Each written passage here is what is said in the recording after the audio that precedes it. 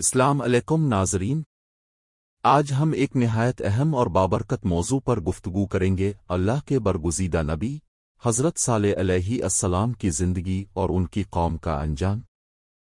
حضرت صالح علیہ السلام کو اللہ تعالیٰ نے سمود کی قوم کی ہدایت کے لیے بھیجا تھا، مگر ان کی قوم نے نافرمانی کی اور ایک عظیم عذاب کا سامنا کیا۔ یہ ایک سبق آموز داستان ہے جس سے ہمیں اللہ کے احکامات کی پیروی اور اس کے نبیوں پر ایمان کی اہمیت کا اندازہ ہوتا ہے۔ تو آئیے حضرت صالح علیہ السلام کی حان مبارکہ پر روشنی ڈالتے ہیں۔ اگر آپ انبیاء کرام علیہم السلام کے واقعات سننا پسند کرتے ہیں تو ہمارے چینل کو سبسکرائب اور ویڈیو کو لائک کر دے۔ شکریہ۔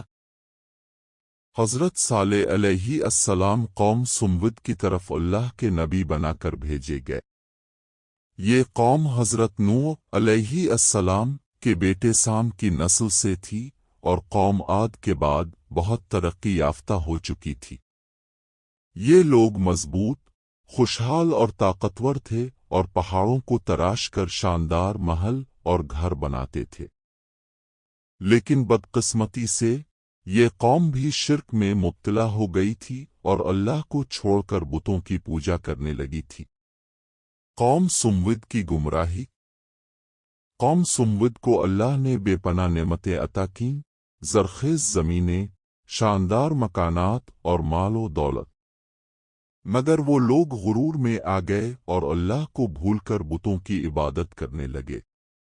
ان میں بدکاری، ظلم اور تکبر بڑھ گیا۔ اللہ تعالیٰ نے ان کی ہدایت کے لیے حضرت صالح علیہ السلام کو نبی بنا کر بھیجا۔ حضرت صالح علیہ السلام کی دعوت۔ حضرت صالح علیہ السلام نے انہیں سمجھایا، اللہ کی وحدانیت کو مانو اور صرف اسی کی عبادت کرو۔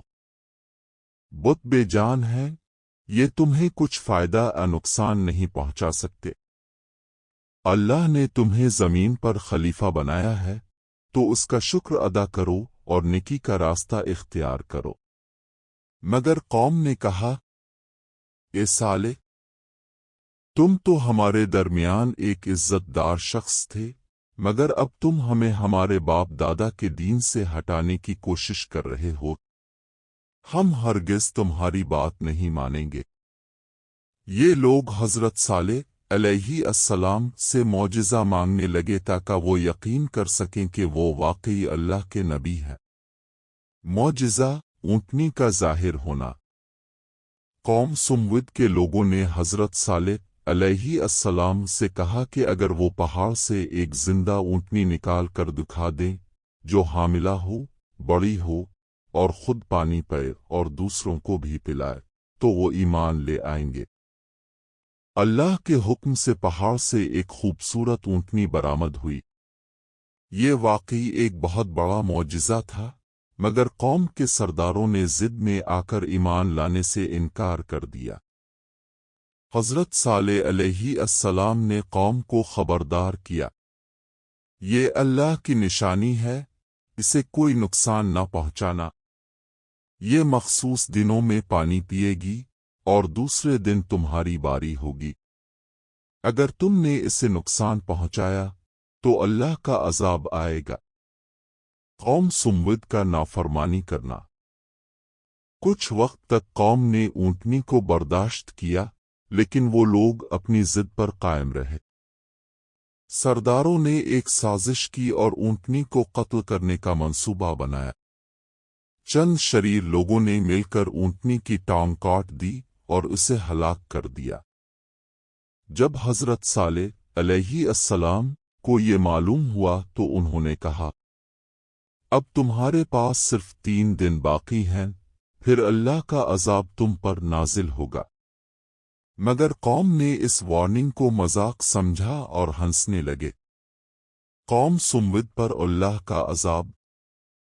جب 3 دن گزر گئے تو اچانک ایک خوفناک چیخ سیاہ سے اور زلزلہ آیا۔ زمین زور سے ہلنے لگی۔ ایک زبردست چیخ نے ان کے دل پھاڑ دیے۔ آسمان سے بجلیاں گریں۔ پوری قوم خاک میں ملا دی گئی۔ قرآن میں اللہ تعالیٰ فرماتے ہیں، پس انہیں زلزلے نے آ پکڑا اور وہ اپنے گھروں میں اوندھے پڑے رہ گئے۔ الاعراف 78۔ حضرت صالح علیہ السلام کی نجات۔ اللہ نے حضرت صالح علیہ السلام اور ان کے ماننے والوں کو محفوظ رکھا اور وہ وہاں سے ہجرت کر گئے، لیکن نافرمان قوم ہمیشہ کے لیے ختم ہو گئی۔ سبق اور عبرت۔ اللہ کی نشانیوں کو جھٹلانے والوں پر عذاب آتا ہے۔ غرور و تکبر اور نافرمانی کا انجام ہمیشہ برا ہوتا ہے۔ اللہ کے نبیوں کی اطاعت ہی دنیا اور آخرت میں کامیابی کی ضمانت ہے۔